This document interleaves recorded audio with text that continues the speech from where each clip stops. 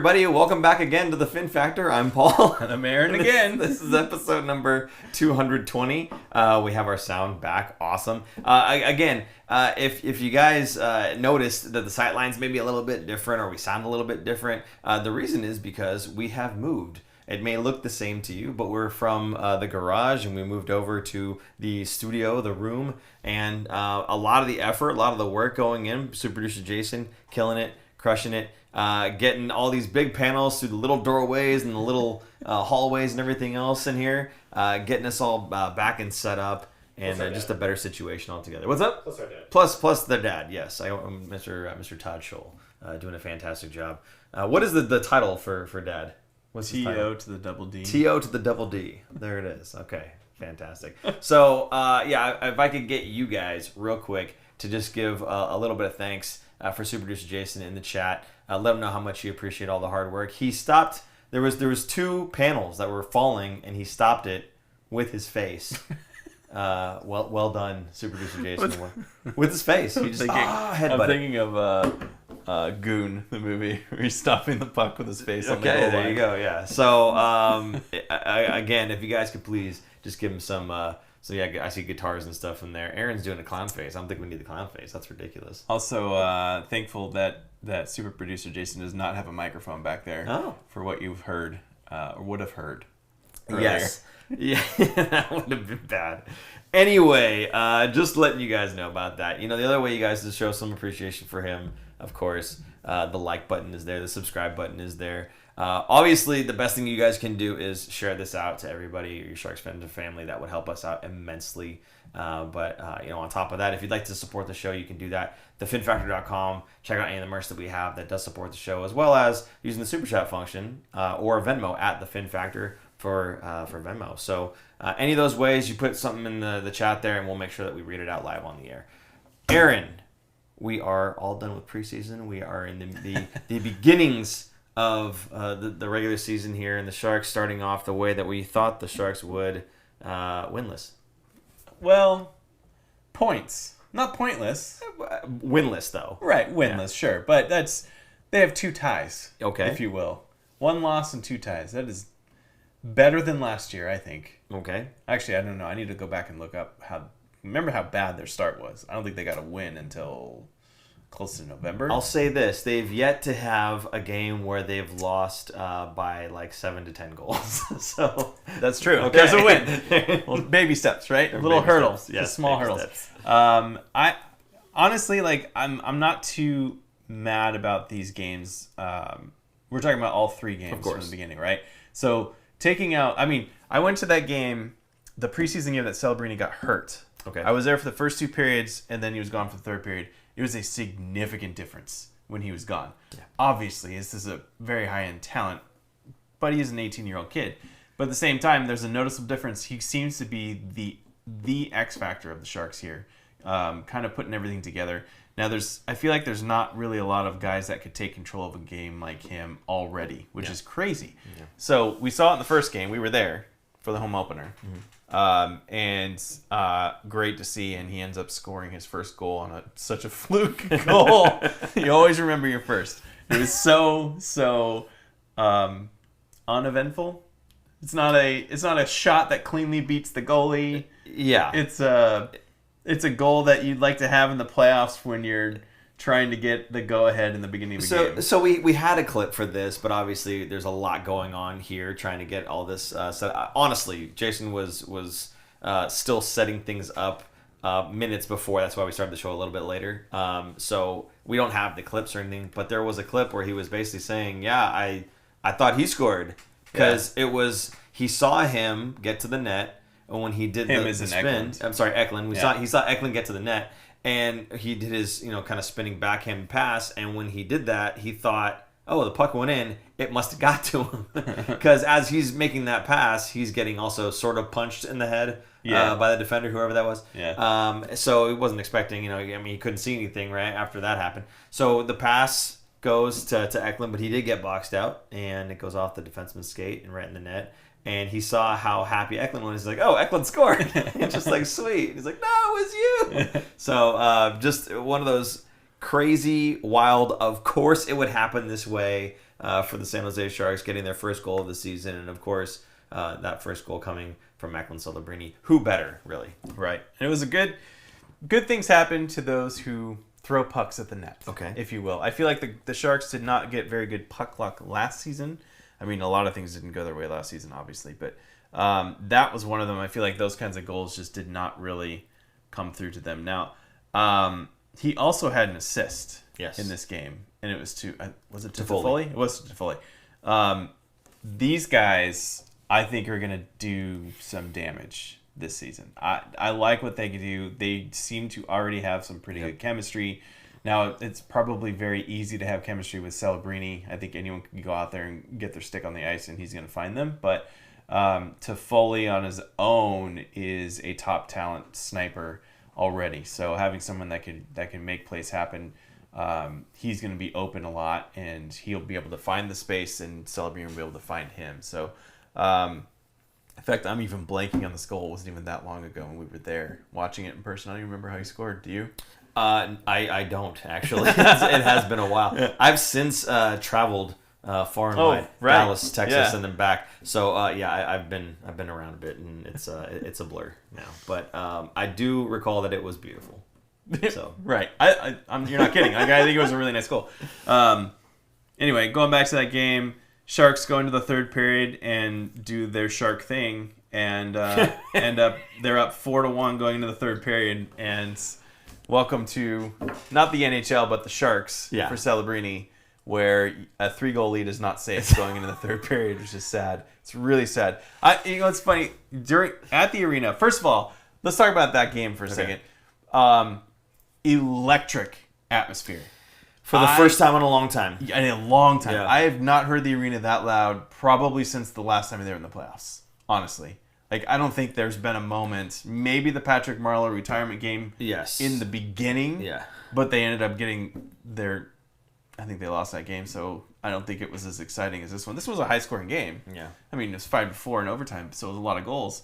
But just the excitement, and it's the first it's the home opener for the season, or the season opener, whatever, both. They introduced every single Sharks player on the ice, and Celebrini got obviously a very loud ovation, as did Will Smith, as did a few other players. Barclay Goodrow being welcomed back. He was welcomed back. Also, they had Logan Couture on the bench because obviously he's out for an undisclosed amount of time. We're speculating that he's out. He's done.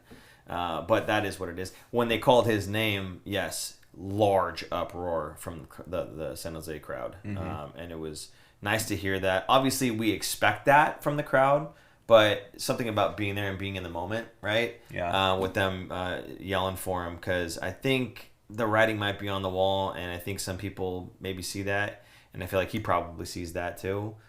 So for him to be standing on that bench, in his suit and tie, not in his teal, and everybody going nuts for him, I thought that was a really wonderful moment to start off the season, even if he's not going to be on the ice playing for him. Yeah. Devereaux just said, I second Aaron. I was there at the home opener. It was rocking like back in the day. Yes, it was. Very, very loud. When they were scoring goals, it was, I don't want to say playoff-like atmosphere necessarily, but it was definitely far more raucous than it's been in several years. So Noah said, I'm super excited. I have tickets to see the boys on October 22nd versus Anaheim. My last Sharks game was Game 3 in the 2018 playoffs versus the Ducks. Pre-rebuild times. Yeah, pre-rebuild for both teams. Wow. That's 6 years ago? Yeah. That's a long time ago, Noah. Have fun at that game. I think, is that an away game? Is that in Anaheim? I don't have the schedule up in front of me, so I don't know. Okay. So that game was exciting, but afterwards, Celebrini ends up going on the IR. Yes. Okay. So previously we had talked about the injury to Celebrini and how people were kind of freaking out over it, and we were saying, it's probably just something. He took a shift after he got injured, right? And he's probably just being pulled out. Not he has to. They're telling him, hey, there's no reason to do this preseason. Don't worry about it. Let's get you ready to rock for the regular season, and we'll be good to go. And that's what our speculation was too, was that it's nothing, but they're just keeping him out for precautionary reasons. Whatever, he'll play, right? And he did. He came out, played in the home opener, and like you said, immediately after that went on the IR. Apparently, this is the heart of this guy. Yes, I should be out for weeks or whatever it is, but I don't want to miss the home opener. I want to be a part of this. I want, So, again, that's kind of the heart that you're getting with Macklin Celebrini. And I would expect no less from everything that I've heard about the guy, right? Yeah, his work ethic, being a first overall, he's got the skill and the will behind it, right? So, I would expect no less. But, again, it's nice that you're seeing this from an 18-year-old. This isn't a 20-something-year-old. This is an 18-year-old kid who just turned 18, right. And this is what he's bringing to your club. I understand that I should be out. However, this is a big, important moment for the franchise, and I want to be there for it, right? Can't let Will Smith have all the glory. Right? Can't do that. Probably. Right. There's probably a little competitiveness to them, too. Now, here's the thing. So, if he was supposed to be out for a couple weeks, and you said it yourself, he was the most noticeable guy on the ice. Absolutely. So even when he's supposed to be kind of mending, he's not totally hurt. Listen, if this was something like a playoff game, he'd be playing. I guarantee you. They mentioned that. Yes. They already said if this was like, not that the games aren't important, but if it was like playoffs or like the end of the season, they're pushing for a playoff, he absolutely would have played through this. I think he didn't want to miss out on all the festivities beforehand. Yeah. There's the teal carpet, not red carpet, but teal carpet walk out, and they walk in like a celebrity. They also they introduced everybody, and he wanted to be on the ice for that. You said it. He's 18. He's future captain material. Absolutely.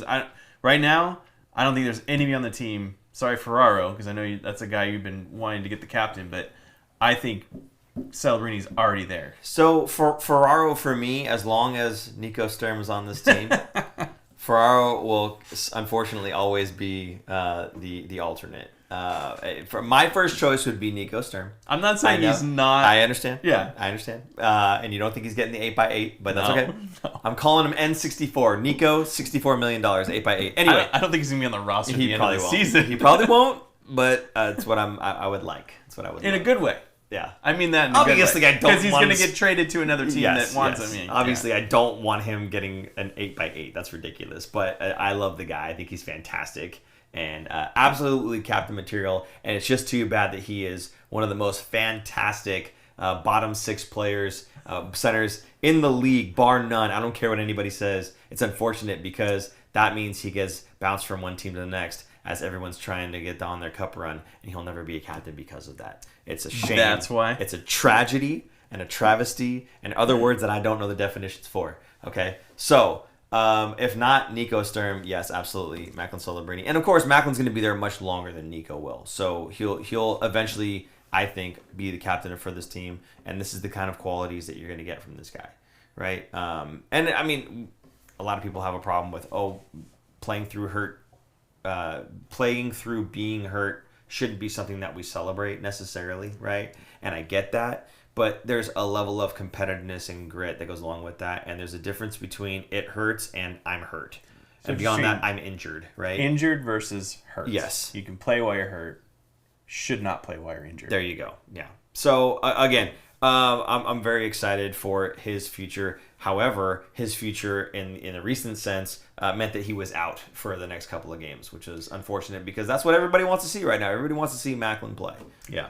Going on the IR means a minimum of 7 days on IR, so you can't play. So yes, the earliest back, I think, is the Colorado game, if I'm correct, when he would be back. So I think...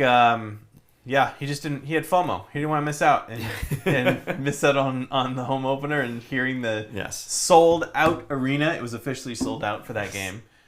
We did see some empty seats, but probably just people just honestly, didn't show up. You could see the price break. We talked about this, right? We talked about this when you could see where the price break is in the seats. Jonathan Becker, you need to add a third tier in that upper area, right? Because it was the lower section that was filled in. And then there was like a little band of no seats, and then it was everybody else. And it was like for 5 sections. It was just like this row of 2 seats, like upper and lower, that just it's empty seats, But anyway, Again, I think everybody, that's what they want. They want to come and see Macklin play, and unfortunately, he was unable. Now, the other big name here that is Will Smith, right? Mm-hmm. Everybody's interested in seeing Will Smith play. We'll talk about a little bit about tonight, but he didn't exactly stand out, and that is the difference between a first overall and a fourth overall. Mind you, Will Smith led the NC2A in points, correct? Correct. So even a guy who leads the NC2A, and again, Macklin was playing in the same league, right? So even a guy who leads in points, that's the difference between a guy who's first overall and fourth overall. I mean, even his time on ice tonight, I think they said in the first 2 periods he had a total of 7 minutes. They didn't play him very much. Yeah. Which is, I mean, unfortunate. I had really high hopes for him, you know. He only had 10 minutes tonight.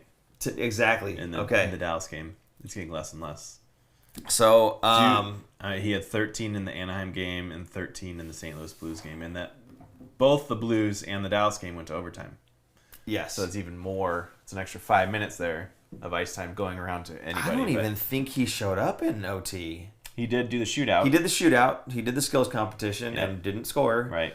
Not that you have to, but gosh, that would have been nice if you didn't get any 3-on-3 time to kind of stick it to the coach and say, see? Now, I hate the shootout. If the Sharks won the shootout today, how would you be feeling right now? Okay, obviously, because it'd be a win, right? Their first win of the season as a shootout? Come on. So...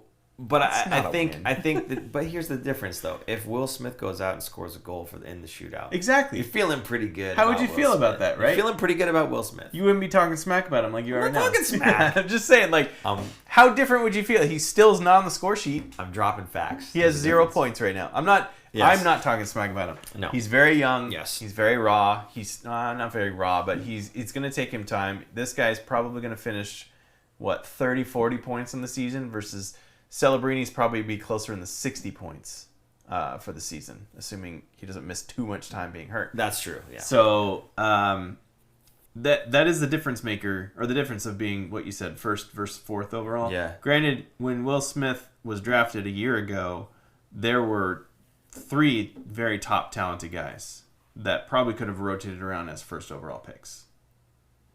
Oh, behind Bedard. Sorry. Yeah, behind Bedard. After Bedard. The next 3 guys, sorry. That's all right. Or the next 2 guys. Like him and the other 2 guys could have, even Michkov getting thrown in there, who's also in the scoring race, and he had 2 goals tonight. Mm-hmm. So, I'm not going to be too hard on Will Smith. Sure. To me, in the future, Celebrini's obviously first-line center. To me, Will Smith's going to be that second-line center. And when you're playing against second-line other teams, second lines, right? When you're pairing up against them, I think he's going to do very well for them.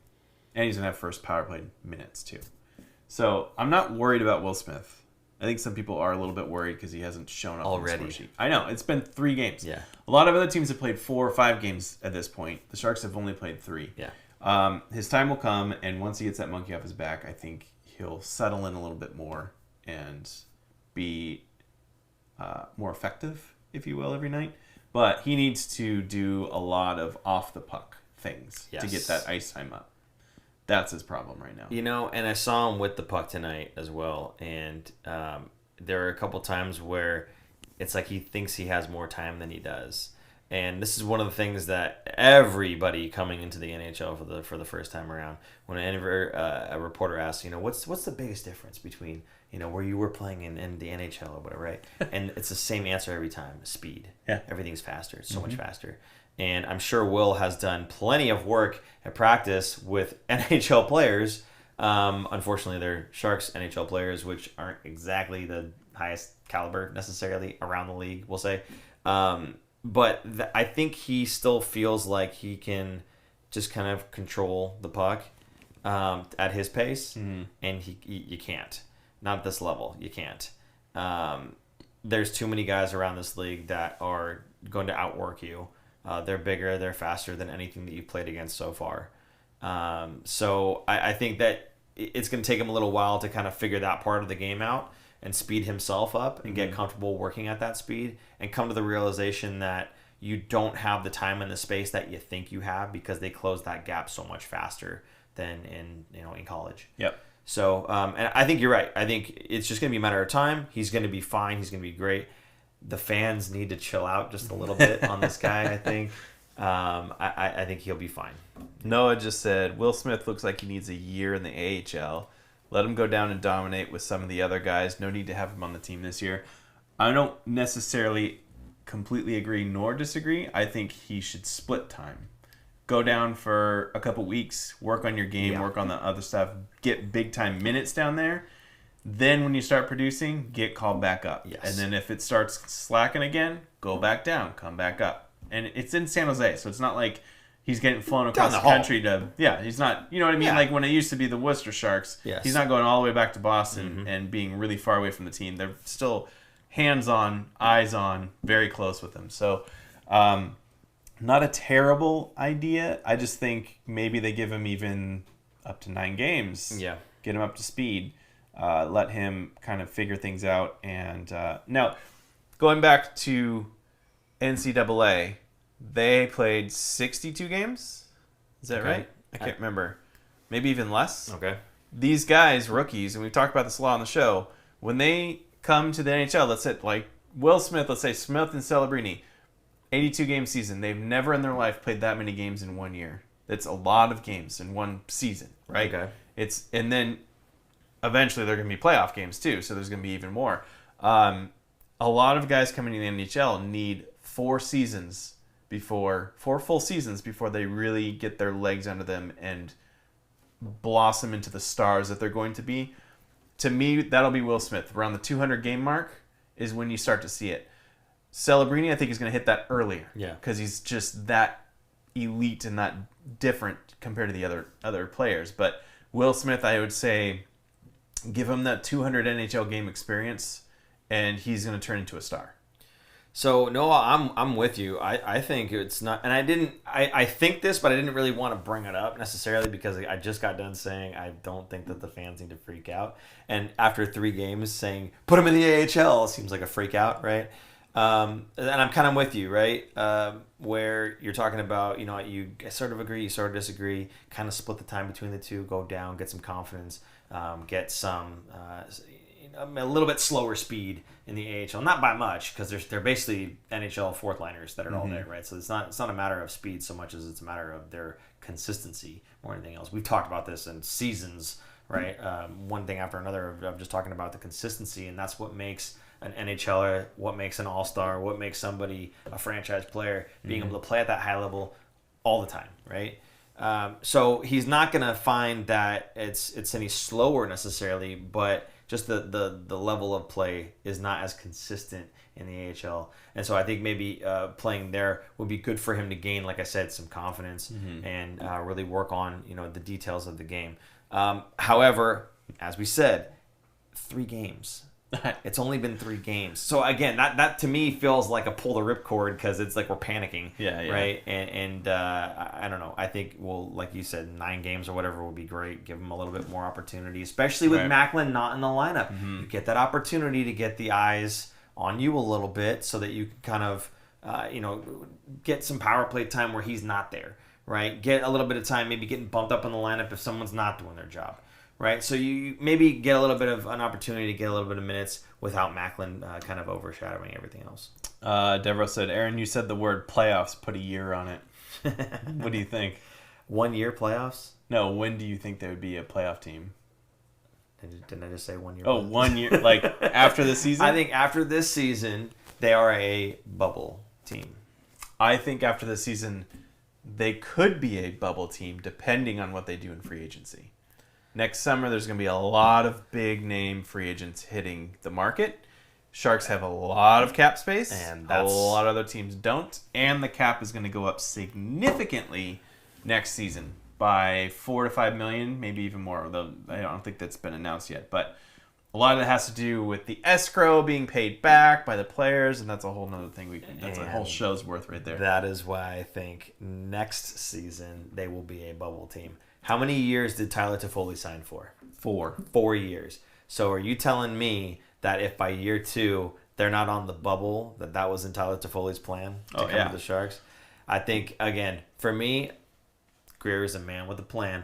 He's not going to drag this out. He's already done such a great job of flipping assets to get futures, prospects. The team is looking good. He's got those guys that are there to flip at the deadline to get some more in, open up a little more cap space, and then he's going to go buyer's market. He's going to go grab some good free agents, and in year 2 or 3 of this, we're going to start looking pretty good. I'm telling you, next season, I feel like we're going to be a bubble team. I'm hoping so. I am hoping so. I'm hoping so. One thing that is going to be interesting this season. Okay. I'm going to say the Sharks are not going to make playoffs this season. Yeah, absolutely. We'll go out on a limb here, right? Now, when the Shark season finishes, the Sharks can send certain guys down to the Barracuda who will be in the playoffs to help them. Yes. And they will get playoff experience. Now, I'm talking about the 2-way contracts here. There's 3 guys currently on the Sharks roster. Who are they? It's Celebrini, Smith, and Eklund? Eklund is still on a 2-way contract. Eki. They could be sent down. Let me double check that one real quick. I'm pretty sure Eklund is. Okay. Eklund is waivers exempt, so he can be sent down. So is Gushchin. That's another one. There's 4 guys. 4 very talented players going down to the Barracuda level. Real quick, do you think Gushchin doesn't get moved down? Like during the whole season? Yeah, for this. Like, he'll go down. He's just sitting there right now, right? No, he'll get sent down. I think it's kind of a numbers game on injuries and stuff when certain guys come back. Okay. I think he should go down and not be scratched. I'd rather see him play at the AHL level and getting minutes than... I mean, I don't mind a couple games being up with the NHL level to see everyone and traveling with the team and doing all the things. Yeah. And maybe getting the lineup if someone gets hurt. But I don't want to see a whole season of him getting scratched and possibly coming in for an injured player. I'd rather see him playing and getting some stuff, but I don't mind it for a little bit. Sharknado, Eklund ain't getting sent down, bro. No, what I'm talking about is at the end, when the Shark season is over, the AHL playoffs are still going. They can send them down to go play in the AHL playoffs. He's not getting demoted. No. They're getting an upgrade. They want them to go play meaningful hockey, playoff hockey, and getting the experience and all that. Although what he may be referencing is they're not going to put him down because they don't need him getting injured for no reason, just to go do some. Well, a lot of players go and play the international games after their season is done. Yep. So,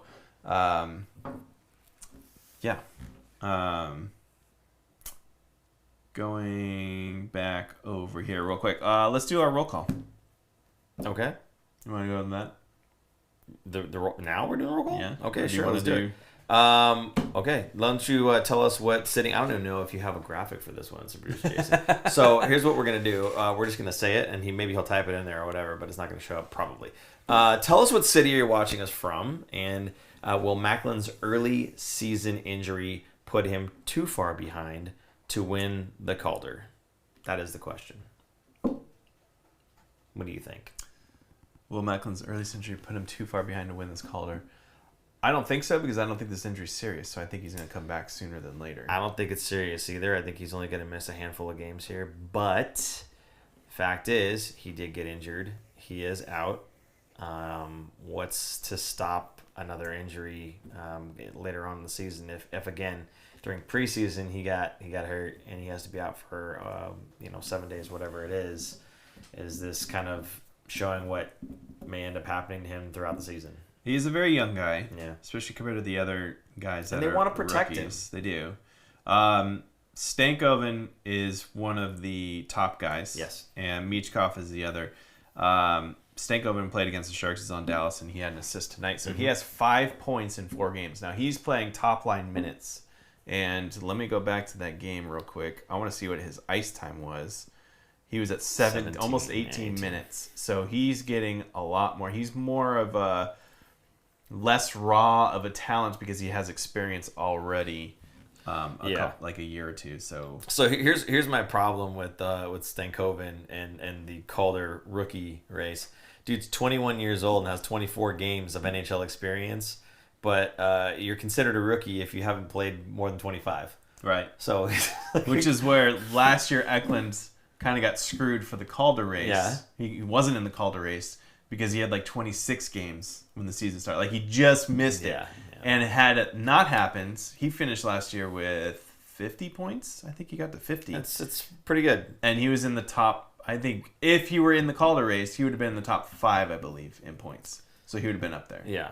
So that's unfortunate. So that's my problem with Stankoven. That's a 3-year difference. It is. It's 3 years. So you're putting yourself against somebody who's 3 years younger than you. First of all, obviously he was picked much higher than Stankoven was, right. So there's the skill gap there. But 3 years of development, right? With an NHL team, right? Yeah, exactly. So there's that. And then on top of that, you've got the head start of almost a third of a season under your belt at NHL games, right? It's not AHL, it's not NCAA, it's NHL caliber games that he's got under his belt. So a little bit of an advantage there for Stankoven. However, I did notice that Stankoven is a mere 5'8". He's tiny. 165 pounds. Celebrini towers over him. 6 feet tall. So, like last episode when we said for the scoring lead for the Sharks, if not Celebrini, Toffoli. For the Calder, for me, if not Celebrini, Stankoven. I'm sure people unite. Okay, I'm telling you, 5'8". Are you kidding? It's almost your height. It's an inch taller than me. Are you kidding? It's only you're 5'9", aren't you? Yeah. Okay, so let's not. Come on. I'm way taller. Oh yeah, way taller. Way yeah. taller. Towering above. Jeez. Fee-fi-fo. So anyway, well, I think there's clear advantages for Stankoven there over Macklin. He's also short, and I'm down with that. So I don't know. I think it's still going to be close. A close race between the two. Assuming Celebrini again doesn't get hurt again. Yeah. But yeah, also it's going to be a different roster come NHL trade deadline time. Like we'll see a lot of guys be gone and maybe some other younger guys coming up as well from the AHL level. Maybe we'll see B-Steg get some games. A couple other guys that are at the NHL level when there's some more openings with some trades going on later. Interesting comment here from Noah again. Do you think Gushchin requests a trade if he can't get consistent NHL minutes? He's in a weird spot because he lit up the AHL and isn't a Greer guy. You're right, he is in a weird spot. But we talked about this, I think, 2 shows ago with his preseason. His preseason was not just to make the Sharks team. Yeah. His preseason was to announce himself to the rest of the NHL and the scouts, more importantly, that, hey, I'm an NHL caliber player, kind of stuck behind some guys. So I wouldn't be surprised if, let's say, the Sharks are trading Nico Sturm and they say, hey, you want to throw in Gushchin with him? Yeah. Because we could use a very cheap, high-scoring winger onto our team that when our budget or our cap space is very limited. So I don't necessarily think he's going to request a trade. I don't think it would be something like that. It would be more of other teams would be interested and want his services. And he doesn't have a say, so he'd just be like, Greer would be like, okay, yeah, it's worth it. I mean, you never know. You look at the Skarov situation, right? He didn't see a path. And maybe for Gushchin, I don't see a path. You've got these young prospects that are coming in now, and they're going to be taking essentially like the spots that I thought I was going to be kind of filling here, right? And you go out and you get a guy like Toffoli for 4 years. How much longer do I have to wait to be the scoring winger on this team, right? So maybe he does. Maybe he does have a little bit of a bone to pick in the same way that Askarov did. And maybe that does get him shipped out somewhere else where he'd be given that opportunity. And, good for him if that's the case, right? Good for the player. That's awesome. At the same time, if it's not a Greer guy, that's probably good for Greer too, right? Right.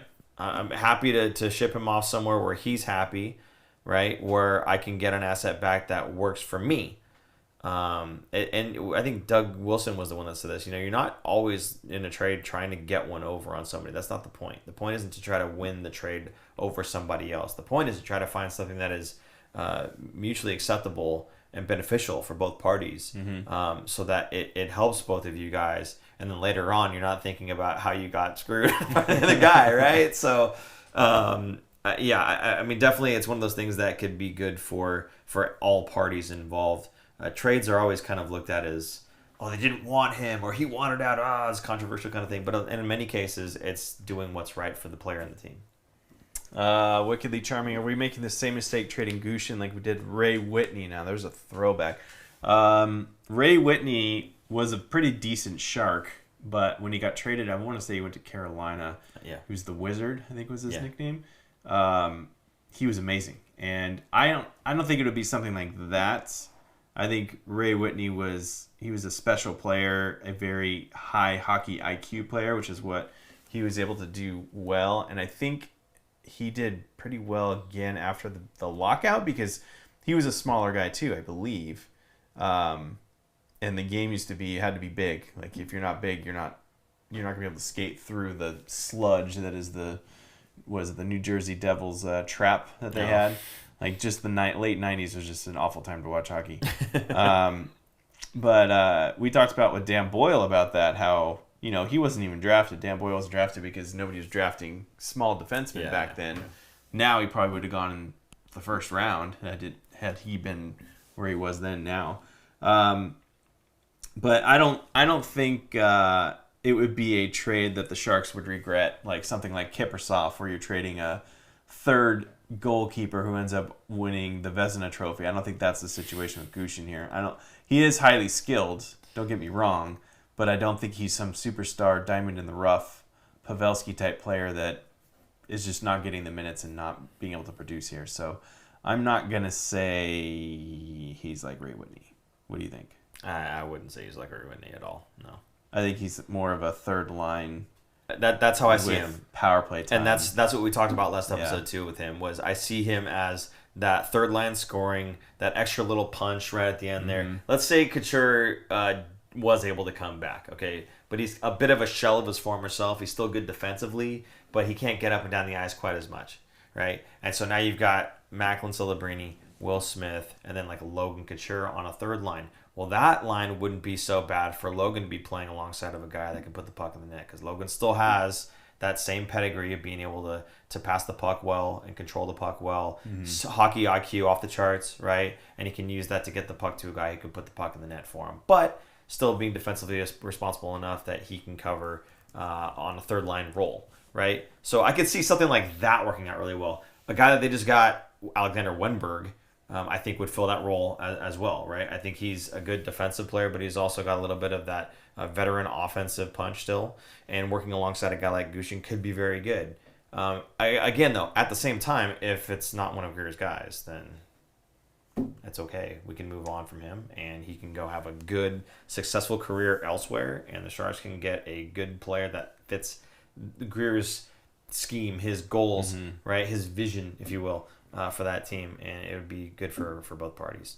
Yeah, I was going to say, if you look at the depth chart, it's not looking great for him right now. He really needed to outplay people, which, to his credit, he was able to outplay a bunch and get onto at least the opening night roster. Yeah. Now, being able to stay in the lineup is another thing.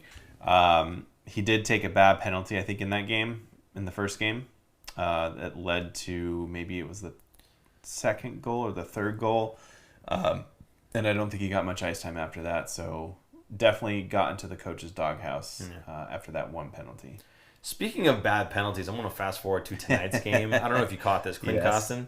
Holy. Yeah. Guys, if you saw this penalty, put it in the chat here. My goodness, he was not even setting a pick. He was standing there. He was skating and then just stopped and was waiting for... Like, he was waiting for a pass. He wasn't, like, dropping his shoulder. He turned his back. Yeah. Like he saw the guy skating towards him, he turned his back and just kind of stopped. And I don't even know who it was. Robertson skates right into his back. Robertson was done. He was toasted. He was so tired too. So he just tired, bumped into him, fell, and hoped to get a call because he's an all-star player. He got it. It wasn't even like he loaded up. Like he literally stood up taller and like just kind of like shrugged himself away. And yeah, Robertson just goes straight into his back. I have no idea how you call that a penalty. That is one of the most ridiculous calls I've seen, especially all year. Right, all year so far. Worst penalty of the year. Worst penalty of the season so far, right? Absolutely, 100%. No, it was trash. It was absolute trash. But, hey, it doesn't matter. The Sharks ended up losing in the shootout anyway, so it didn't matter one way or the other. But that was tonight's game. Anything about tonight's game that stood out specifically to you? One thing. Okay. Dellandrea going back to Dallas, and he said... I think in an interview, he's like, yeah, it'd be really cool if I could, if Otter plays and I can score on him, because I think they were roommates. Like, they were best friends on the team. So he was really looking forward to going back to that game and scoring. And he did it! He scored the second goal, right? Did you see it? I did not. Oh, my goodness. Okay, so it was a great pick in the defensive zone. And he gets the puck on his backhand, flips it up to Nico Sturm. And it was such a great pass, too, by the way. This was like a little backhand sauce, just a little flutter, pops into an area right where Nico's skating. He grabs it, gets the shot on goal, basically a breakaway, gets the shot on goal. Otter makes the save, but the puck kicks out a little bit. And where's Todd Dellandrea go? Right to the net, baby. Nice. So he just goes, gets his rebound, puts it in the net, and that's it. Done is done. So, he gets his goal. He gets it against Otter. Just really cool stuff. I'm sure he chirped him after. I'm sure, yeah. After the game was done, probably give him a text or two, whatever. Hey, thanks for that one, buddy. Appreciate that. Yeah. So good to see. That's one of the guys that I think is the prototypical mold of Greer's guys, right? Good, hard to play against type of player. Good defensive presence, but adds that little bit of offensive punch and grit, right? So again, I think this is one of those guys that if you had a Dellandrea and a Gushchin, I think Greer's picking Dellandrea 9 times out of 10. Yeah. Right. So good to see him get on the scoreboard against his former team and his former roommate and friend. So, yeah. Sharknado just caught me there. He said, "Wait, we're talking about games you didn't watch."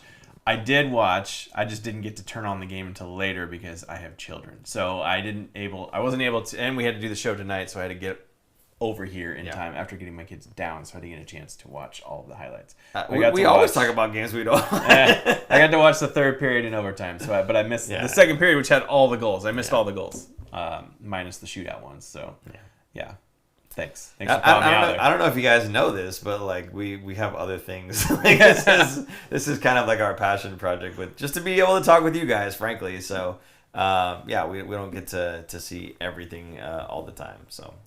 There you go. Anyway, did you want to talk about the Anaheim game at all? That was even before this one. But... The only thing, the Anaheim game, it really was like a 1-0 game because the second goal is an empty netter. I thought Vanecek looked really good in this game, and the difference was that one goal. So he had a 96.6 save percentage, was the third star of the game.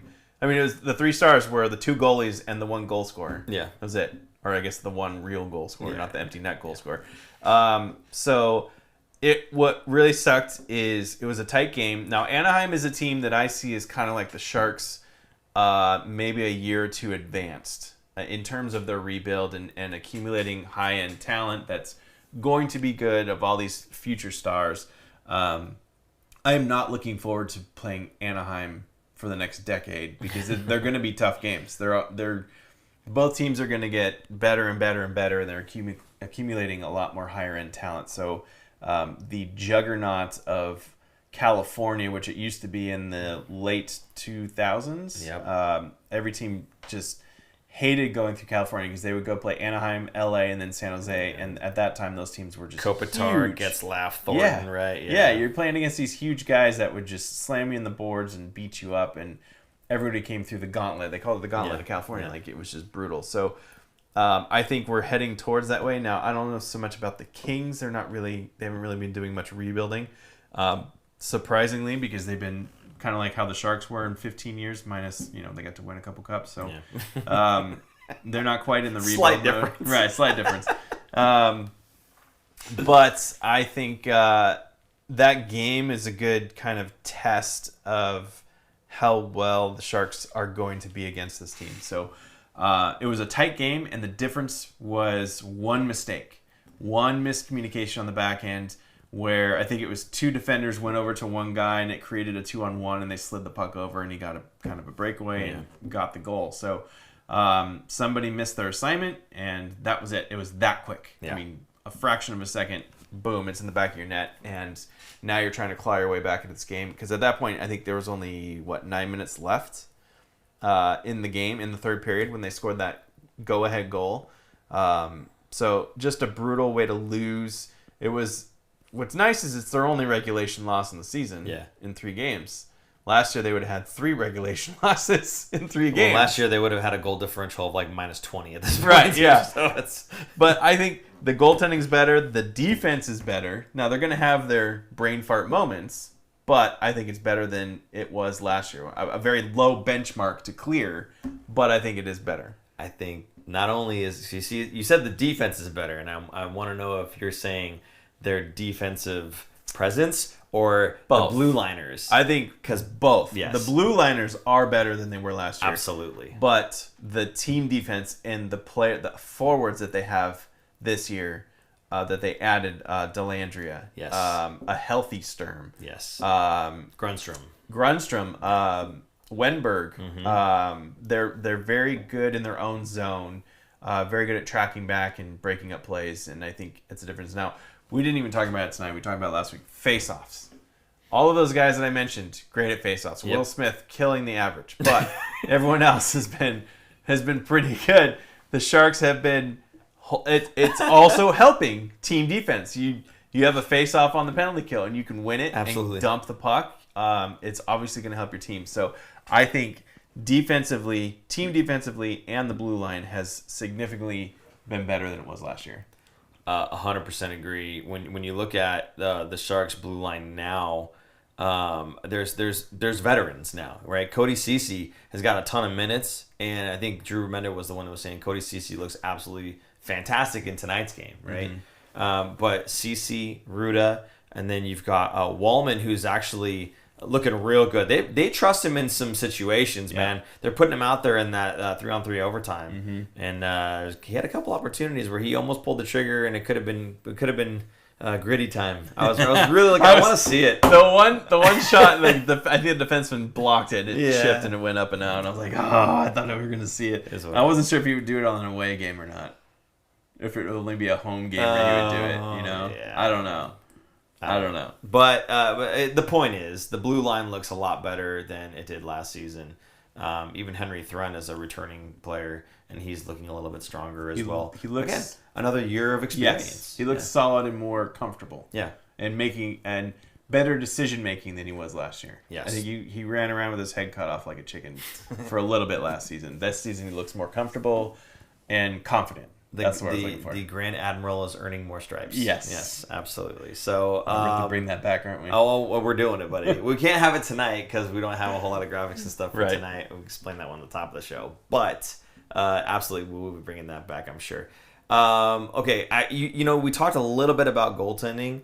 I just want to highlight once again how fantastic the Sharks goaltending. Again, 3-game sample size. I get it. Okay, but for the Sharks, Mackenzie Blackwood, Vitek Vanecek, and also for the Barracuda, Askarov's first game got a shutout. Right. At the Barracuda. Did you see his celebration? Did he do the... No. No? What did he do? He just, right when the game is over, he just grabs his net, puts it down on the ground, and then skates away. The net is closed. It's like mic drop kind of thing. Yeah, cool. Nice. So anyway, that's it's really promising, but in the pipes now, dude. It's looking really good now. You can see their stats right here. Yeah, there you go. Percentage. They're both over 900. That is goofy. 966 save percentage for Vitek. One game. Again, one game, fine, fair enough. But okay, how about 28 saves? It's not like he got that by a 12 save kind of. You know what I mean? Like, he's saving pucks. Mm-hmm. And then same thing with Mackenzie Blackwood. 9-10 isn't exactly anything to write home about, I guess. But at the same time, 71 saves out of 78 attempts. Like, he's facing a lot of pucks. That's 2 games. Yeah. That's 2 games. That's facing a lot of pucks. Well, 2 overtime games, right? There you go. So he's getting extra pucks. Yeah, that's true. You get a puck. But the point is, again, the Sharks are looking so good in each position right now in terms of where they're headed, right? And again, Mackenzie Blackwood, Vitek Vanecek, they're great for this season, but it's not like we have to keep them for seasons to come. They're great for this season so that we can get a good trade and have some good return coming back for a team that's going, you know what? we need a really good backup goaltender, a really good insurance policy for when we go into playoffs. And Aaron is making a face right now, and I have an idea of where you're going with this. Speaking of fire away goaltending around the NHL, have you seen some of the scores of some of these teams? No, I have not, actually. Contending teams. Okay. Top contending teams. Is Edmonton really a top contending team? If yes. They, have they were in the finals. If they have a bad goaltender? That's... No, they're Are not. they a contender? No, they're not. Because you know what they don't have need? goaltending. Because they need to trade. Exactly. Let's go. Another team, Colorado. Yeah? Georgiev, whatever. Okay. Not so good right now. Really? No. So those two teams, that's just in the West. Not doing so good. You know, if you help a team in the same conference, they owe you more when they trade. You know Sure. that, right? Right now, the Avalanche, 3 losses, 0-3. 10 goals for, 20 against. That's not good. That's not good. That's bad. That's 2023 Sharks vibes right there. That's not good. Defending Cup champs, Florida Panthers. 18 goals against, but they have 17 for, so they're 3-2. Yeah, they're not so bad. But if They're you floating. lock down that 18, come on. Right. I mean, just here. I'll cycle by goal differential There you here. go. Oilers, 3 goals for in 3 games. How many against? Can you read that? Yeah, I can't. 15. Thank you. 15. Yeah, that's pretty bad. It's the worst in the league. Almost worst in the league. Worst differential in the league. Colorado has the most goals against right now at 20. And this is why Askarov wanted out and wanted to come to the Sharks, because he sees a path. Because we have 2 good goaltenders that are not signed long term, one or both of those goaltenders are going to be evicted, and he's going to jump right in. Look at that third team. Who is it? Nashville Predators. How's that new contract working out for you, Nashville? 14 UC goals Soros. against. Oh, man. 6 goals for with all those free agents that they signed. 14 goals against. I know it's first week. First week. All right, I got it. But a team needs to overreact and pay high price for those guys. Gushchin and Blackwood together to Nashville for a return. We don't know yet, but that would be good. That would be good. Maybe they'll send that first round pick back. That the Sharks traded. That was Vegas's pick. There you go. There are ways to make really good use of the assets that we have. That's all I'm saying. Mm-hmm. And the only reason we're in that position is because of one Mike Greer, whose bobble we have here, and this is the ugliest bobble I've ever seen. This half and half thing, this monstrosity. Here, beautiful man, horrible bobble. Okay, sorry. So anyway, is what it is. Mike Greer, fantastic job. I can't say enough what a fantastic job he has done thus far with this roster. Getting not just the youth and the prospects ready to rock, but having a whole plethora of players that are desirable to other teams come trade deadline. It's fantastic. Now, Sharknado said, show me where a team won the Cup in October. I'll wait. I won't, but I'll show you where a team loses their playoff hopes in October. Now, we always talk about, maybe not October, November. Yeah. American Thanksgiving is usually kind of the time frame where teams really evaluate and see where they are. There are outliers, right? Right. Blues when they won. Yeah. Okay, fine, right? That's a Christmas wish, That's though. rare. I mean, even Edmonton last year, right around Thanksgiving, fired Woodcroft. It was right when the Sharks got their first win of the season against the Edmonton Oilers. The Oilers said, ooh, Yeah. we got to let you go for that one. You lost to the Sharks. They turned around and obviously went to the finals. Yes. But Thanksgiving is kind of the big evaluation point of, okay, this isn't preseason anymore. This isn't the first couple of weeks of the season. We're digging too big of a hole. We need to make some changes. I guess the point there, Sharknado, is that it's better to right the ship before it's too late. So if you're identifying that you've got problems with goaltending, for instance, they're letting in way too many goals, and it's not a defensive issue. If it is a goaltending issue, figure that one out and get that one done, right? Because otherwise you're going to spend the whole season going, well, we can't lose in October. It's like, well, no, but you can lose in October, November, and December, right? So better to right that ship earlier if you can identify what the issue is. Now, I have a feeling it's not entirely goaltending, given that they're paying 2 players like 50% of their salary or whatever it is, right? I'm sure that they're just a little bit low in terms of depth But I mean, if that's something that could help them out, and they at least think that, then that could be a trade that works out in our favor. That's all I'm saying. So there you go. I'm just hoping the Sharks get couple more pieces, couple more high-end talent pieces coming back, either a prospect or a very high-end pick, like a first-round pick. So that for a goaltender, you mean? For any trade, anyway. Okay. Like if we traded Gushchin and we get, you're not going to get. Oh, if we get like a second-round pick or a third-round pick for Gushchin, I'd be happy with that. I think second round pushing it. Third's round probably would be good. Yeah. But I would take a late second round to a contender. Sure. Why not? But in any case, I just wanted to highlight that for the first time in a long time, I am not just like hopeful on goaltending, because we've got guys before. We're like, oh yeah, Emmond, he could be great, and it didn't pan out at all. But to have two NHL caliber goaltenders that are playing in the NHL, and a highly touted prospect in the AHL, just waiting for one of those two guys to get traded off of this team, and it's going to happen. I think it's looking so good for the Sharks from a goaltending perspective, and it has not looked this good in a very long time. In a very, very long time. I don't think that, ever since like Nabokov, we haven't had like a prospect goaltender that was like, this guy is... Nabokov was he's the lights last out. one. Yeah, that's what I'm saying. Yeah. Like, this is finally, we have a guy, this guy's lights out, right? So, again, you don't you don't lose the cup in October, sure, and obviously you can't win it with an AHL goaltender. But again, futures, it's looking really bright, and I'm just really excited to see what happens with one or both goalies, and then Askarov getting his opportunity. And then, like I said, next season, bubble team. I think it's going to happen. So, with the Skarov league, yeah, why not? Or at least backing up. Right. Give a short extension to either Vanecek or Blackwood and let him back up. And then it's okay. Once you're the guy. Once we trade this guy away, that's a path to the NHL for him now. Again, that's what he wanted. That's what he's getting. So it's all good things for. I'm excited for the Barracuda this season because they are good. They are going to be a very good. Last 2 years have been rough. Yeah.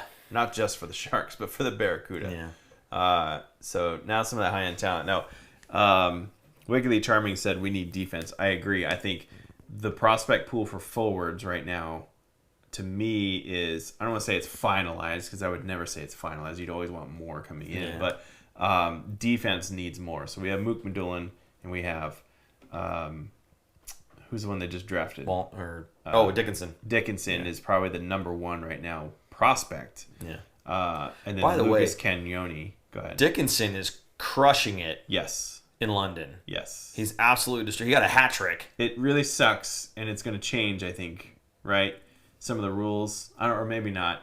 He can't play in the AHL. He should be in the AHL right now, not back at juniors, because he's going to crush it. Yeah. He's not going to develop, is my point.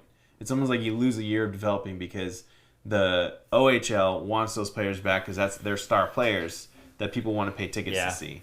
It's a money thing. It's similar to the NCAA and what they do with football and basketball and everything else. So I don't really like it. I understand it because they want to make money and they got to fill seats and sell tickets and you have your star players there are going to happen. But it's not good for the development of the player, in my opinion.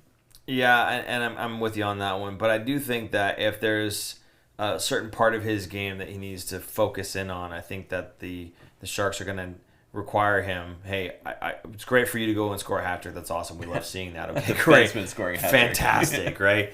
But at the same time, we want you to work on this specific aspect of your game, whether that's something as simple as clearing people out of the net, right? Mm-hmm. Out of the crease, right? If that's the main thing that I want you to get stronger doing that, it's not such a bad thing to do that in the OHL, right? Mm-hmm. It's not such a bad thing to work on a specific skill that you need work on and being around the guys that are like your peers, right? You do everything else at a higher level, but I need you to do this properly. And so being able to do that against, again, guys that are your age, your size, your speed, kind of helps build that confidence in doing those tasks. As opposed to, well, you need to box this guy out at the NHL level, and it's like Clean the Dreamcast and getting in your way, right? Or a Timo Meyer, right? How are you going to move this guy, right?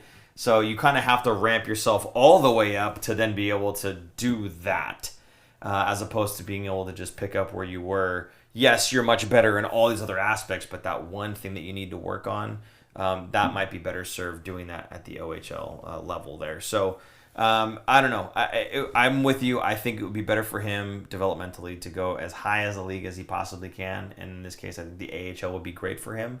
But hopefully they've got a good plan in place for him, and we don't have too much to worry about there. But yeah, you're right. We do have a couple other defensive prospects on the horizon. Dickinson being one. Mook Madulin's already got some time in the AHL. He's still developing, right? There's some other guys that are in the AHL and playing. They're not really big names necessarily, but they are there and they are developing. So even if it was like a seventh defenseman, that's still a win in my book. On top of Luca Cagnoni, great offensive player, and to me, almost even better offensively, but probably has more to work on defensively. Polkamp. Yeah. Polkamp, to me, stood out more than anybody else on the blue line when they had the whole rookie camp face-off, all that stuff that they did. Polkamp was nuts. He was insane. Watching that guy play, very, very promising. Now, I've been wrong on defensemen before for the Sharks. It was the two brothers that played together in one of Arizona, right? Yeah, the Sun Devils. There's two Sun Devils, and I cannot remember the name. Nick is probably going to put it in the chat. You saw him play, right? I did, Yeah. and I interviewed him afterwards too. And I'm like, dude, you're awesome, man. Like, you're really good. Yeah, where is he now? This is when, yeah, I know, right? That's why I said I was wrong on that guy. But I mean, he stood out more than Ferraro, and that was the rookie camp for Ferraro, and Merkley was there too, and he stood out more than Merkley.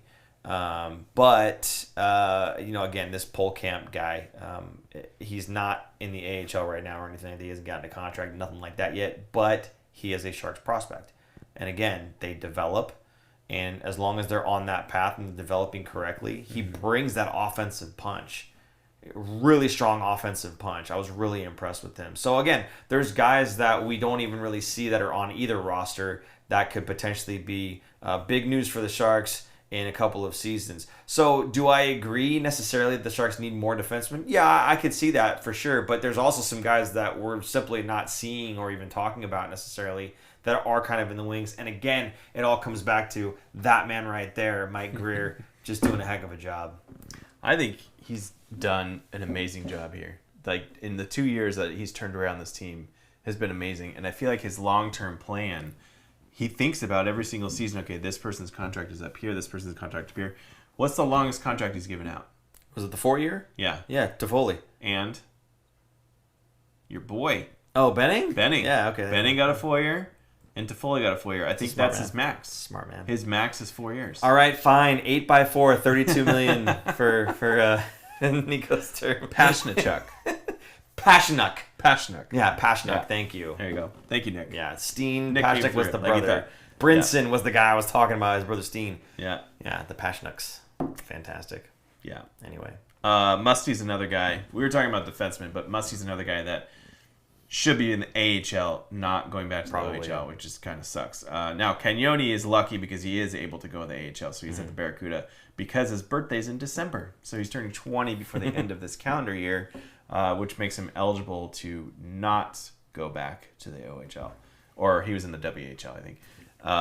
But same rules. If he was born January 1st, he'd have to go back. Yeah. It's so silly. So silly for a sport that plays from roughly October to April, and you make the cutoff as the calendar year. Yeah. Why would you do that? Yeah. That doesn't make sense. You should make it June or July 1st, right? Yeah, it should be more in line with the season as opposed to the calendar. Yeah, absolutely. Right. So, or make exceptions, or let the teams decide. Like, let the Sharks decide what they want to do with their own player. I don't know. Whatever. Not a problem we can fix tonight in debate. Let's move on to Ryan.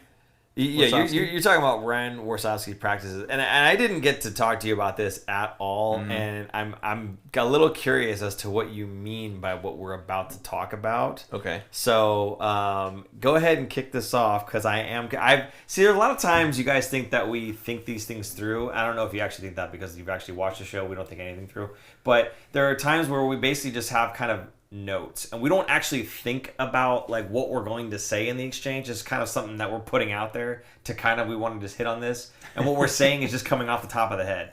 So in this case, Aaron put something in there. I have no idea what he's talking about, so none of this is scripted. But okay, fire away. What is it you meant by this? Sure. Ryan Warsofsky, the way he runs practices, he has music playing during practice, and it's loud, so it's hard to communicate with each other to kind of simulate in game situations, especially away games when there's the crowd is loud, or even home games, whatever. Either games are loud and it's hard to talk to.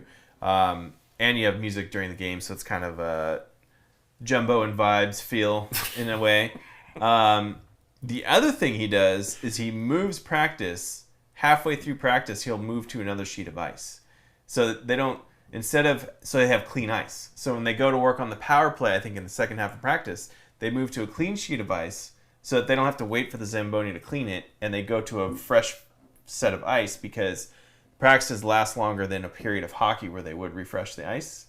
So he's moving them halfway through practice to another sheet somewhere at the, because they have 8 sheets, 7 sheets now. No, they have like 6 sheets. 6 or 7. So there's Sharks, Ice, Tech CU, white, orange, black, and gray. 6 sheets. 6, sir. 6. I'm actually holding the fingers up. Oh, you were sideways. I couldn't quite see it. 6. You think I'm in accounting or something. 6 sheets of ice. Yeah. So they get to have 2 of them whenever they want. They can move around. But anyway, he moves them during practice and goes to a new fresh sheet of ice so they don't have to wait for the Zamboni, so they can keep moving and keep practicing. Okay. What? So, because I've gone to the practices and I haven't seen him move. Now, I've heard the music, and I'll get to that in a second. But I haven't seen him move the practice from one sheet of ice to another in that practice. Is that during camp? No, like practice. Recent? Yeah, I went to one of the practices. Last week? In fact, I went to one of the practices and I was looking to go on Sharks Rink, which is where they normally hold the practice. And they were actually on Center Rink, which is white, I think. Is it because they moved? No. Before you got there. No. They weren't doing a practice. They started the practice, and it was on Center Rink. And I'm like, that's weird because they don't normally do that. So we were all, okay, fine. We're all sitting up there at Center Rink watching them play. Now, maybe they were on the other rink already, and I just missed it. But I thought I showed up for the beginning of practice. So unless they did like a pre-practice practice and then they practiced. I don't know. But that's interesting. So that they would potentially move it from one rink to the other. Mm-hmm. Cool. I like that. That's great. If that's the case, then you're getting a lot of skating in on fresh ice. On nice ice for sure. Now the loud music thing. Yeah. So when they're playing, this is where I got confused. Because when they're playing music on the PA in a game, mm-hmm. nobody's doing anything. You're not allowed to play music while they're playing. Right. They will always stop the music. Right. So that's where I was kind of confused. But you're just saying simulating just noise. Noise in general. Okay. Because they can't... Well, I guess they could pipe in crowd noise if they really wanted to, but that would just sound weird, right? Yeah. So they just play music to simulate noise and making it hard to talk. I have to say, I did notice that as a major difference from when I've gone to practices in years past, was that, yes, the music is blasting. And it's not even like before they had music, but it was soft. They didn't have music, period. So you could hear everything. And I'm wondering if that has anything to do with maybe Coach screaming at players and not wanting everybody to hear it, drown it out a little bit. But no, I can see your point where, making it a little bit more difficult to communicate like with each other during a practice. At the same time, I think it might just be a vibes thing, as you're saying, like a jumbo vibes thing. It might just be a vibes thing because generally during a practice, the coach wants to be heard. Right. And so I'm not trying to challenge you and your ability to hear through all the noise to get what I'm telling you. I just want you understanding what the heck I want from you, period. Right. And if you're screwing up the drill, you're going to get it and you're going to hear from it. Right. So I don't know that that has anything to do with the philosophy of like messing with them from like trying to be able to listen and communicate with each other so much as I think it might just be a vibes thing. But that's, I don't know. Was it so loud that it was hard to talk? Like for the players, I mean? It was loud enough that if they were saying something on the ice, it was just muffled, that I couldn't make it out. But normally in a practice, I mean, when the coach is even just talking, I can hear it. And certainly when he was screaming at that one dude, I can't remember, it was some Russian guy. Do you remember that? It was wasn't Barabanov. No. It was a Russian dude, though. Yeah. It was a big dude, and I was hopeful for him because he was massive. Was he Czech or was he Russian? It might have been Czech. Yeah. Anyway, it doesn't matter. He got lambasted on the rink. I mean, the coach was just screaming at him. This might have been DeBoer, actually, come to think of it. I don't remember. Anyway, it doesn't matter. The fact is, again, I could hear everything. And with the music going on, you can't hear nearly as much. And I wonder if that might have been part of it. But it does seem like a vibes thing. Also, I think it was Ryan Warsofsky, and I think I tweeted this out, was playing a game of curling with Mac and Smith. It was awesome. They were just sitting there, and they all had pucks, and they had a friendly wager. I don't want to say what it is. I don't want to get anybody in trouble. They had a friendly wager, and it was just knocking the puck and trying to get it to stop in one of the curling dots that they had. Oh, they're on the curling center, because they were on center ice. They don't have that that on Sharks rink. They do have it on center because they do curling there sometimes. So they're out there just knocking pucks and getting close. And Coach won, and Coach let them know that he won. I'll just put it that way. It's pretty funny. So they're out there. They're having fun. With the younger guys, at least they're having a good time. So again, a vibes thing, and I think it's all good for the guys, and it's kind of helping to build that camaraderie, not just with the players, but between the coaching staff as well. So all good things. Yeah, it's good. It's different. Anyway, let's move on to the upcoming games. Yes. So unfortunately, this game coming up against Chicago, everybody wanted to see Bedard Celebrini. Cannot happen because Celebrini's on IR and he has to be there for 7 days, as you stated earlier in the show. So unfortunately, we will not see the Bedard Celebrini matchup, but we'll just have to wait till later on in the season when there's another game against Chicago. Yeah, there's always two against at least two every game. One home, one away for every team. And obviously the ones in your division you play more often. Yep. But everybody else in the league, you at least get the 2 games. Yep. So unfortunate, but that is the case. So Thursday, 5 o'clock because it's in Chicago. Mm-hmm. So folks be tuning in for 5:30 actually. Oh, 5:30, my bad. Turning in a little bit earlier than typical because the closer proximity to East Coast. What do you think about Chicago for this season and specifically in this game? They've got a healthy Bedard, whereas we do not have a healthy first overall pick. I think the Sharks are a better team than Chicago. I think they're a little bit, to me, deeper at the third and fourth line guys. Okay. I don't know. They just, to me, I feel like the Sharks are a better, well-rounded team. Chicago obviously has Bedard, but I feel like if you can control Bedard, you're really taking their bite out. I mean, not to say that the Sharks have a bunch of superstar players on their team either, but I also think the Sharks have better goaltending than Chicago. I think that's a bigger deal too. So I think this is a very winnable game for the Sharks. Even though it's in Chicago, I think it's still a very winnable game. Yeah, I think it's a winnable game. I think it's a good test, frankly, for... I mean, you talked about us having more or better rather bottom 6 players than the Chicago Blackhawks do.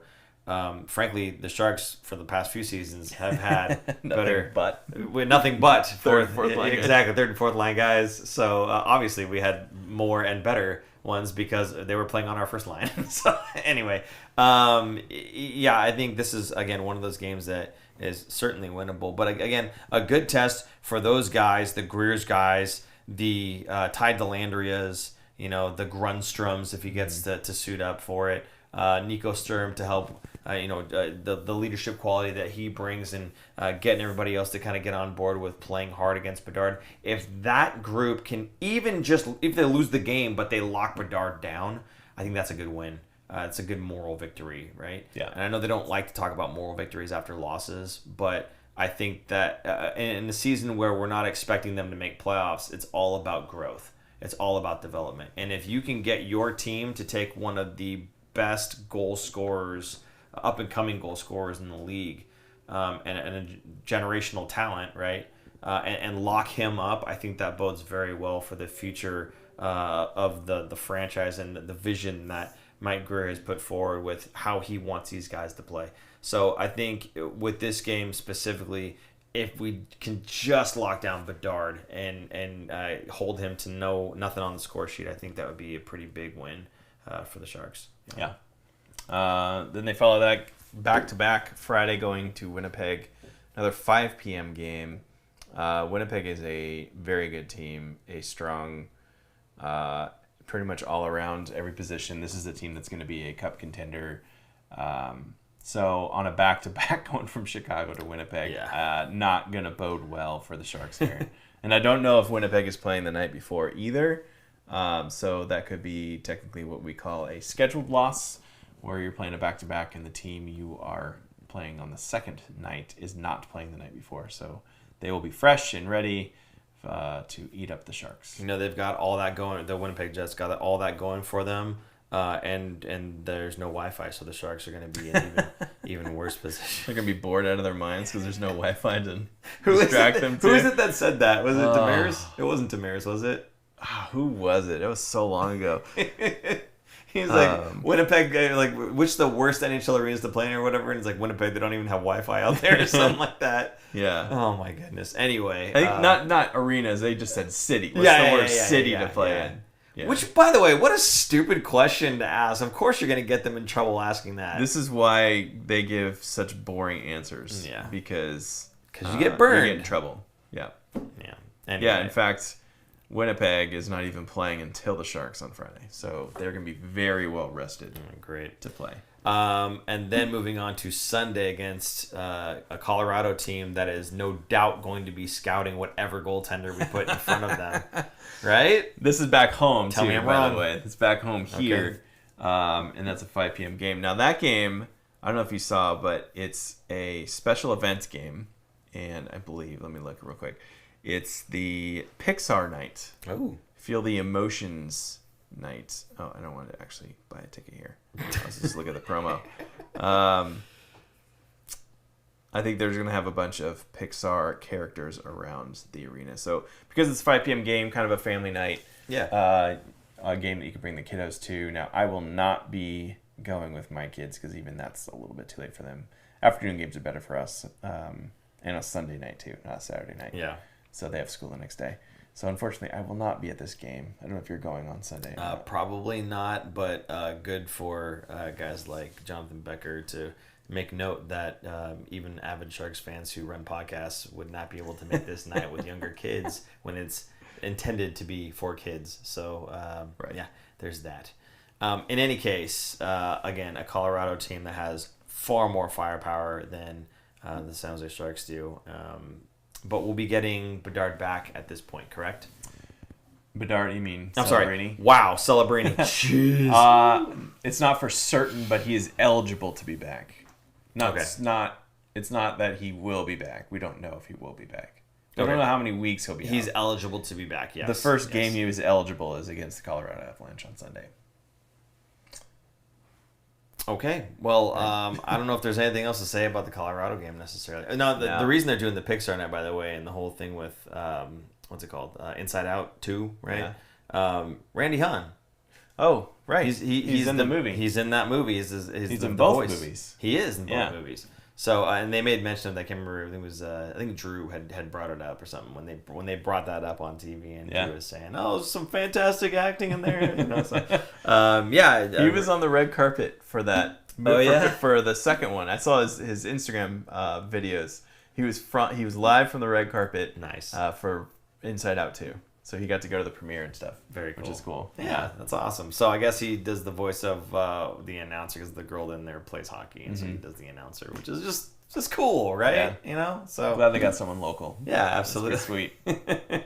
So anyway, Sunday at the Tank against Colorado, a very good team with horrible goaltending. They'll be looking to us again, I think. This is a good showcase for either Vitek Vanecek or Mackenzie Blackwood.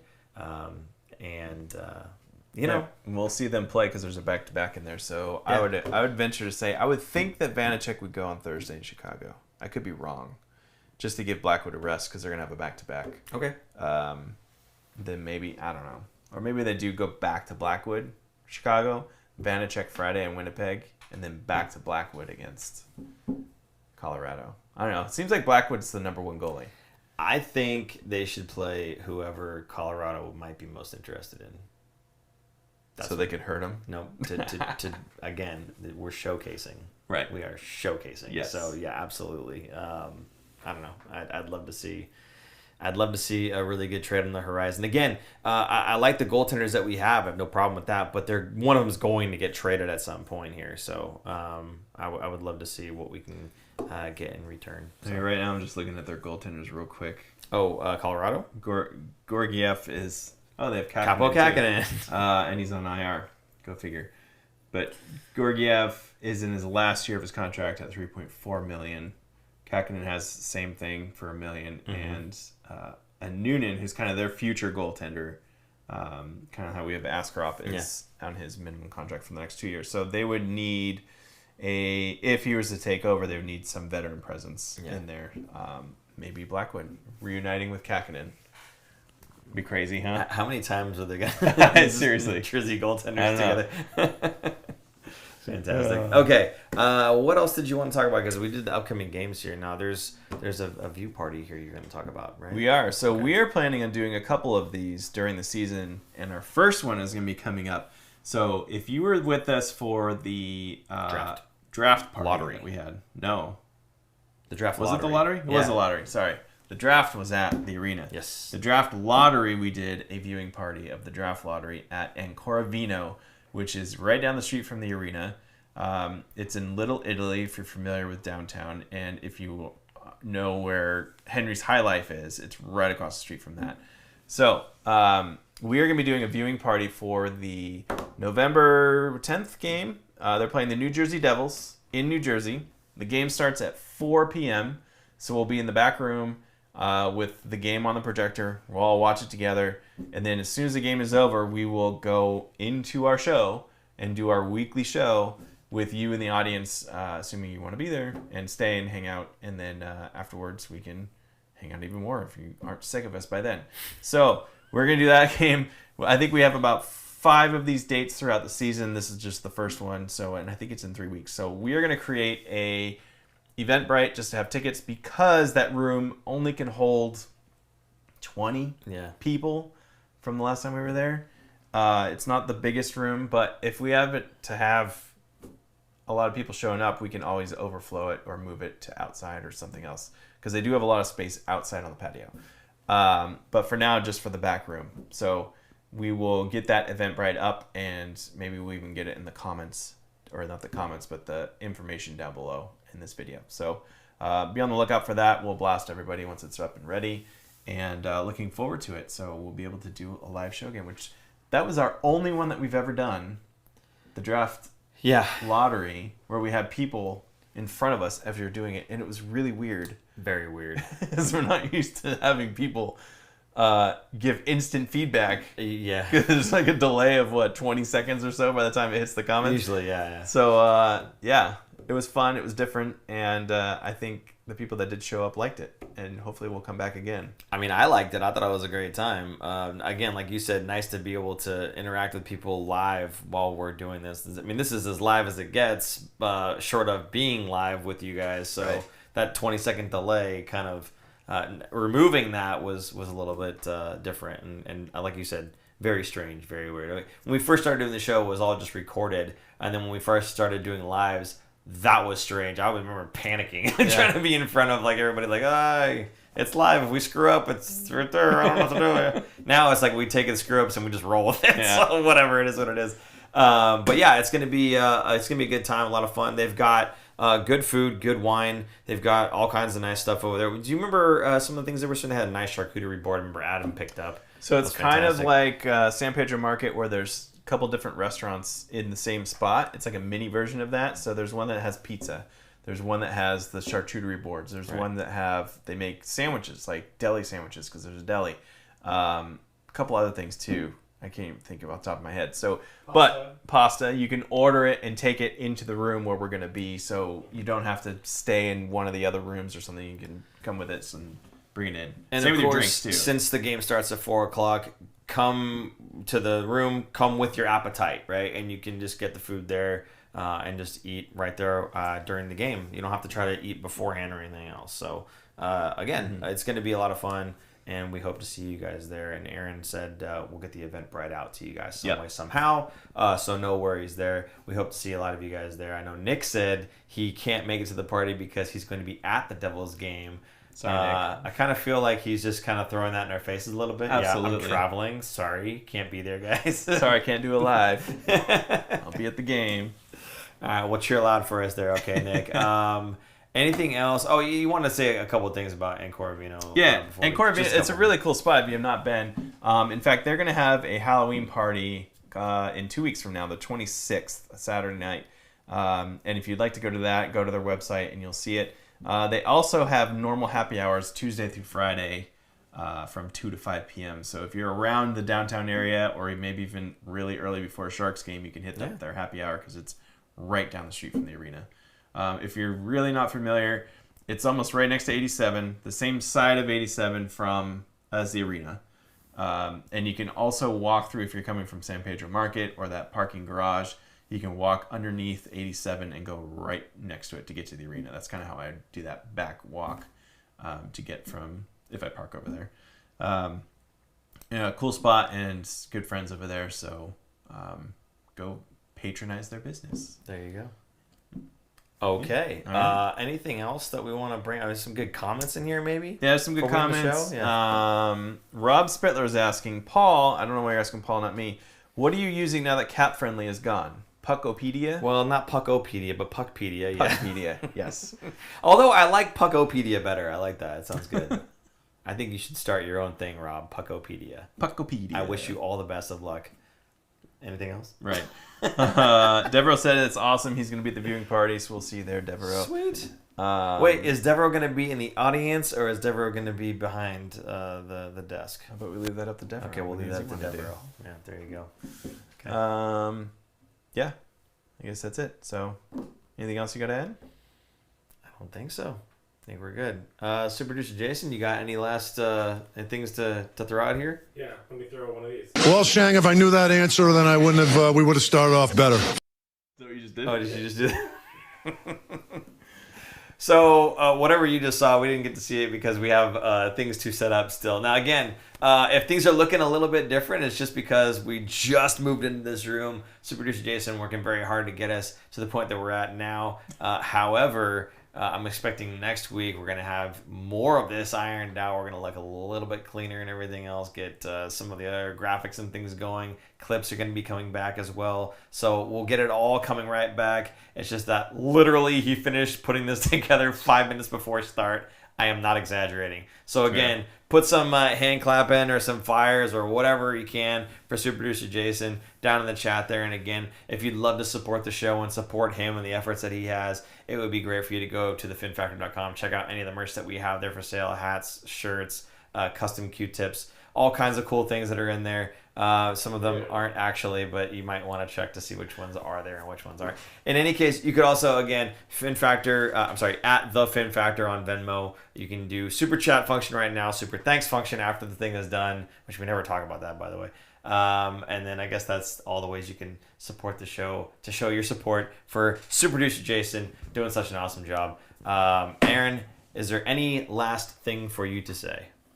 No.